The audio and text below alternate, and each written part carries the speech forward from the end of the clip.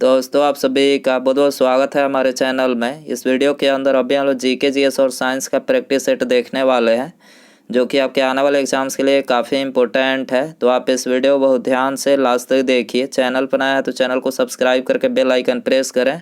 और ये total 40 question है, आप इनमें से कितने क्वेश्चन सही कर पाते हैं अपना स्कोर कमेंट बॉक्स में ज़रूर बताएँ। तो चलिए शुरू करते हैं। देखिए यहाँ पर हमारा पहला क्वेश्चन दिया गया है, आईसीसी महिला विश्व कप 2022 की मेज़बानी किस देश ने की है। तो देखिए आईसीसी महिला विश्व कप 2022 की मेज़बानी जो है ये न्यूजीलैंड ने किया है। आपको याद रखना है न्यूजीलैंड। ऑप्शन बी यहाँ पर करेक्ट हो जाएगा। अगला क्वेश्चन नंबर 2 देखते हैं। विश्व व्यापार संगठन की स्थापना हुई। विश्व व्यापार संगठन यानी WTO की स्थापना कब हुई थी। तो देखिए करेक्ट आंसर सी हो जाएगा 1995 में। ठीक है, WTO की स्थापना कब हुई? 1995 में। इसका मुख्यालय पूछा जाए तो देखिए इसका मुख्यालय जिनेवा में स्थित है। WTO व्यापारिक कार्यों की सर्वोच्च अंतर्राष्ट्रीय संस्था है। ठीक है, व्यापारिक कार्यों की सर्वोच्च अंतर्राष्ट्रीय संस्था है। WTO में 164 सदस्य देश शामिल है और 164वां देश कौन सा है? अफगानिस्तान है। याद रखना है आपको। क्वेश्चन नंबर 3 है, विश्व एड्स दिवस कब मनाया जाता है? Very important question. विश्व एड्स दिवस, तो देखिए करेक्ट आंसर बी हो जाएगा। 1 दिसंबर को जो है ये विश्व एड्स दिवस मनाया जाता है। इसके अलावा प्रतिवर्ष 18 मई को विश्व टीकाकरण दिवस के रूप में मनाया जाता है। 3 दिसंबर को अंतर्राष्ट्रीय विकलांग दिवस के रूप में मनाया जाता है। 22 मार्च को विश्व जल दिवस के रूप में मनाया जाता है। 8 मार्च को अंतर्राष्ट्रीय महिला दिवस के रूप में मनाया जाता है। 10 दिसंबर को विश्व मानवाधिकार दिवस के रूप में मनाया जाता है। 2 अक्टूबर को अंतर्राष्ट्रीय अहिंसा दिवस मनाया जाता है और 17 सितंबर को जो है ये प्रधानमंत्री श्री नरेंद्र मोदी जी का जन्मदिन है। तो याद रखना है आपको। अगला क्वेश्चन नंबर 4 है, नाइटिंगेल ऑफ इंडिया के नाम से जानी जाती है। तो देखिए नाइटिंगेल ऑफ इंडिया के नाम से सरोजनी नायडू जानी जाती है। याद रखना है आपको, Sarojini Naidu Nightingale of India के नाम से जानी जाती है। भारत की अर्थव्यवस्था को सबसे अच्छे ढंग से किन शब्दों में व्यक्त किया जा सकता है? सबसे अच्छे ढंग से तो मिश्रित अर्थव्यवस्था शब्दों में जो है व्यक्त किया जा सकता है। ठीक है, अच्छे ढंग से डी हो जाएगा।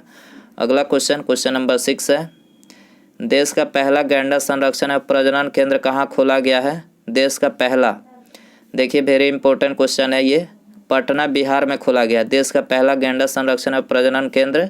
अगला क्वेश्चन नंबर 7 है, भारत रत्न पुरस्कार प्राप्त करने वाला प्रथम भारतीय है। पहला भारतीय कौन है भारत रत्न पुरस्कार प्राप्त करने वाले?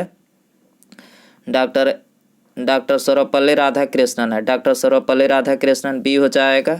इसके अलावा डॉक्टर एस राधाकृष्णन के साथ 1954 में सी राजगोपालाचारी एवं डॉक्टर चंद्रशेखर वेंकट रमन को भी भारत रत्न दिया गया था। इन्हीं के साथ में दिया गया था, एस राधाकृष्णन के साथ में 1954 में सी राजगोपालाचारी और डॉक्टर चंद्रशेखर वेंकट रमन। ठीक है, याद रखना है। भारत में मुद्रास्फीति को मापा जाता है। भारत में मुद्रास्फीति को मापा जाता है थोक मूल्य सूचकांक के द्वारा। याद रखना है, थोक मूल्य सूचकांक ऑप्शन ए हो जाएगा। माप तौल की व्यवस्था किसके शासनकाल में लागू की गई? माप तौल की व्यवस्था, करेक्ट आंसर सी हो जाएगा। अलाउद्दीन खिलजी के शासनकाल में जो है माप तौल की व्यवस्था लागू की गई थी। अगला क्वेश्चन है, सौरमंडल का सबसे बड़ा ग्रह है। Very important question. तो देखिए सौरमंडल का सबसे बड़ा ग्रह है बृहस्पति। बृहस्पति सौरमंडल का सबसे बड़ा ग्रह है, सी हो जाएगा। सबसे छोटा ग्रह कौन सा है? बुध ग्रह है। बुध और शुक्र का कोई उपग्रह नहीं है। बुध और शुक्र का कोई उपग्रह नहीं है। पृथ्वी का एकमात्र प्राकृतिक उपग्रह चंद्रमा है। मंगल को लाल ग्रह कहा जाता है तथा इसके 2 उपग्रह फोबोस और डिमोस है। फोबोस और डिमोस है, याद रखना है। अगला क्वेश्चन है, संविधान के अनुच्छेद 368 का संबंध है। अनुच्छेद 368, तो देखिए इसका जो संबंध है वो है संविधान संशोधन प्रक्रिया से। याद रखना है, संविधान संशोधन प्रक्रिया से है, ये हो जाएगा। राष्ट्रपति और उपराष्ट्रपति दोनों पदों की रिक्तता की स्थिति में कौन राष्ट्रपति का पद संभालता है?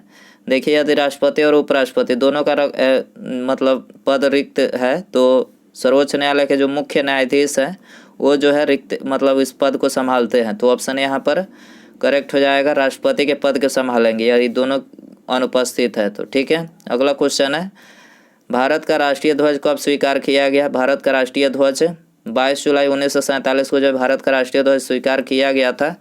सत्यमेव जयते किस रूप में प्रचलित है? सत्यमेव जयते किस रूप में प्रचलित है? करेक्ट आंसर डी हो जाएगा, इनमें से कोई नहीं। देखिए स्वतमेव जयते जो है भारत का राष्ट्रीय वाक्य यानी शब्द है, जो राष्ट्रीय चिन्ह अशोक चक्र पर अंकित है। स्वतमेव जयते मुंडकोपनिषद से लिया गया है राष्ट्रीय वाक्य के रूप में। राष्ट्रीय चिन्ह अशोक चक्र सारनाथ से लिया गया है। अशोक चक्र में कितनी तिलियां हैं? 24 तिलियां हैं। भारत का राष्ट्रीय गान क्या है? जन गण मन जो है ये भारत का राष्ट्रीय गान है। और भारत का राष्ट्रीय गीत वंदे मातरम है, याद रखना है। भारत में टेलीविज़न की शुरुआत कब हुई? भारत में टेलीविज़न, तो देखिए इसकी शुरुआत 1959 में हुई थी। 1959 डी हो जाएगा। अगला क्वेश्चन है, एशिया की सबसे लंबी नदी है। तो देखिए एशिया की जो सबसे लंबी नदी है वो है यांगटिसियांग। यांगटिसियांग एशिया की सबसे लंबी नदी है और इसकी कुल लंबाई कितनी है? 5797 किलोमीटर है। ठीक है, यांगटिसियांग चीन की सबसे बड़ी नदी भी है, चीन की भी सबसे बड़ी नदी है। विश्व की सबसे लंबी नदी नील नदी है, इसकी लंबाई 6,990 किलोमीटर है। अमेजन नदी का प्रवाह क्षेत्र सबसे अधिक है। गंगा भारत में प्रवाहित होने वाली सबसे लंबी नदी और इसकी लंबाई कितनी है? 2,525 किलोमीटर। ठीक है, याद रखना है। निम्नलिखित में से कौन ठंडी जलधारा है? ठंडी जलधारा कौन सी है इसमें से? तो देखिए लेब्राडोर जो है ये ठंडी जलधारा है, सी हो जाएगा। चाय पीने से कौन सी बीमारी होती है? चाय पीने से कौन सी बीमारी होती है? करेक्ट आंसर डी हो जाएगा, पायरिया होता है, जो कि दांतों की बीमारी है। ठीक है, पायरिया ऑप्शन डी हो जाएगा। भारतीय संविधान में पहला संशोधन कब किया गया था? भारतीय संविधान में पहला संशोधन 1951 में किया गया था। 1951 डी हो जाएगा। भारत की प्रथम महिला राजदूत कौन थी? भारत की प्रथम महिला राजदूत, तो देखिए करेक्ट आंसर सी हो जाएगा। श्रीमती विजयलक्ष्मी पंडित जो थी ये भारत की पहली महिला राजदूत थी। भारतीय संघ के दक्षिणतम बिंदु तथा भारतीय मुख्य भूमि के दक्षिणतम छोर में कितने अक्षांश का अंतर है?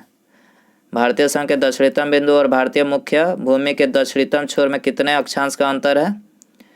तो ये 2 डिग्री अक्षांश का अंतर है, 2 डिग्री ऑप्शन ए हो जाएगा। अगला क्वेश्चन है, कांग्रेस के किस अधिवेशन में हिंदी को सर्वप्रथम राष्ट्रभाषा के रूप में प्रस्तुत किया गया?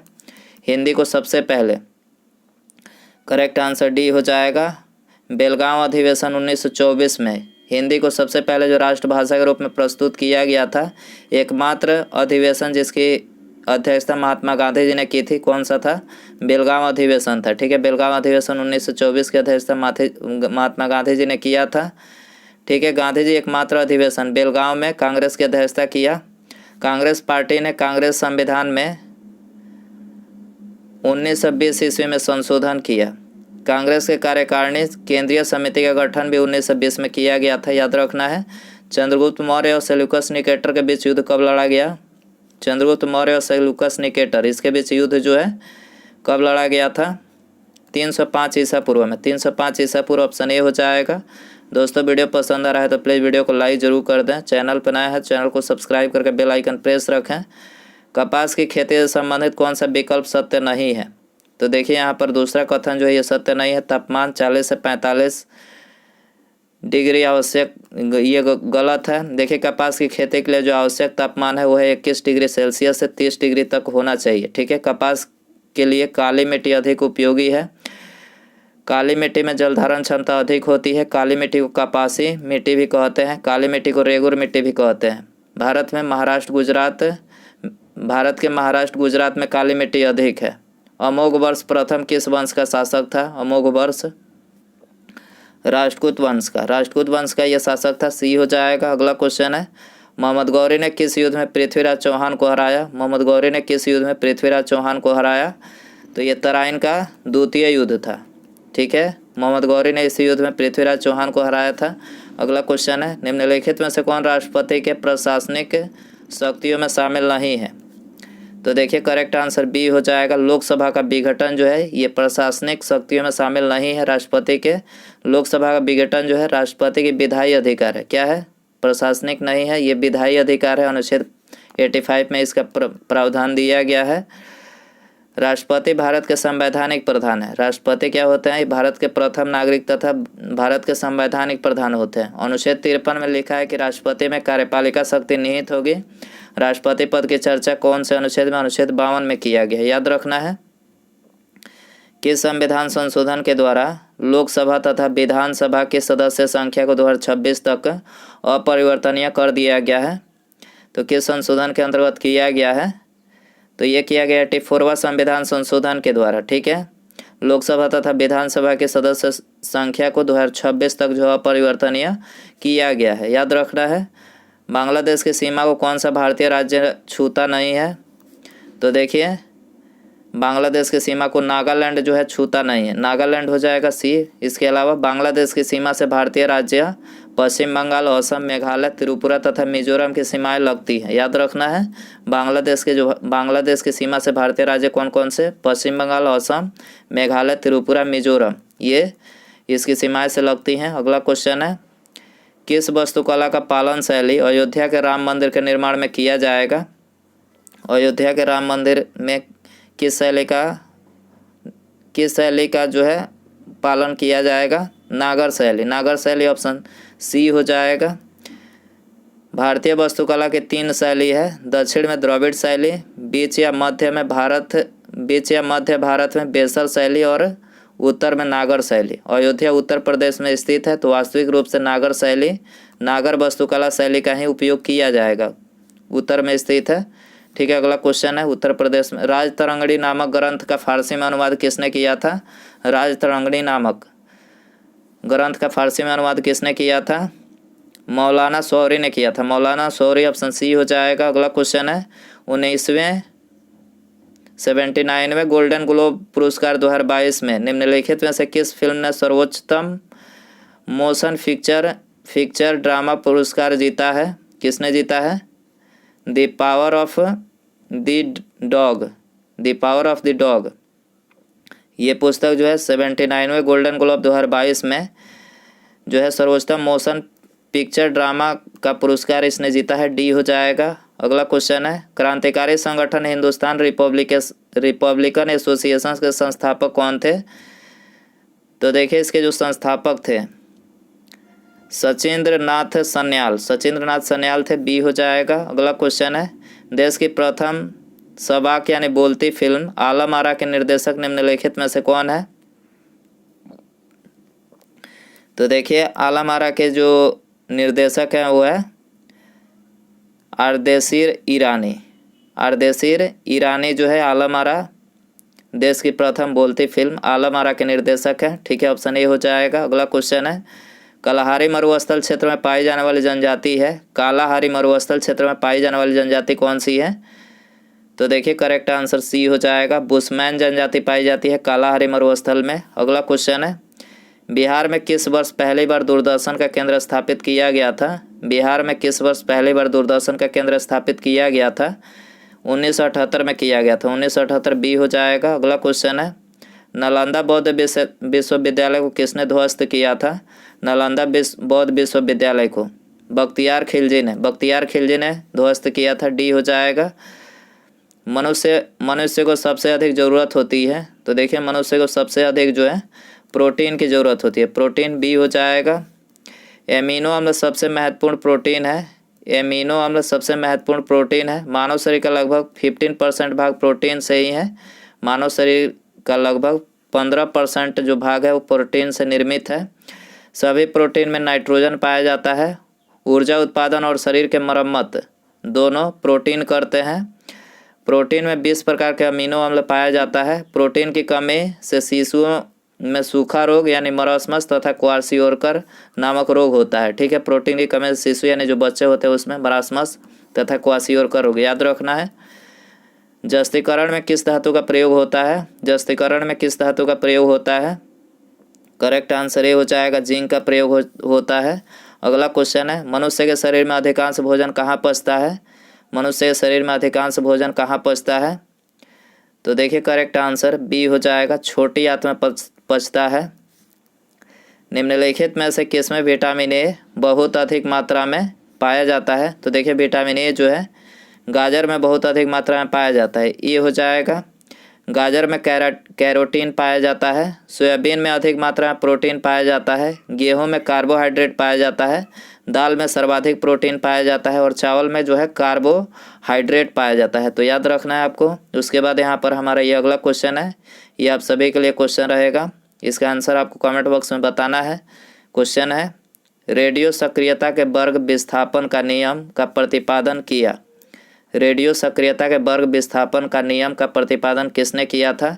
ऑप्शन है आपके पास, फजन तथा सोडी ने, मैडम क्यूरी ने, या फिर हेनरी बेकुरल ने। इनमें से कोई नहीं, ऑप्शन डी में दिया गया है।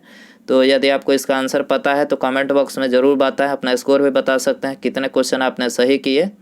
ठीक है, तो दोस्तों आई होप कि ये वीडियो जो आपको पसंद आया रहेगा। पसंद आया तो प्लीज़ वीडियो को लाइक कर दें, अपने दोस्तों में शेयर कर सकते हैं। चैनल बनाया है तो चैनल को सब्सक्राइब करके बेल आइकन प्रेस रखें, ठीक है, ताकि जब भी मैं कोई वीडियो अपलोड करूँ उसका नोटिफिकेशन जो आपको मिल सके। तो सब्सक्राइब करने के बाद बेल आइकन ऑन रखें, ठीक है। मिलते हैं अगले वीडियो में। नमस्कार, जय हिंद, जय भारत।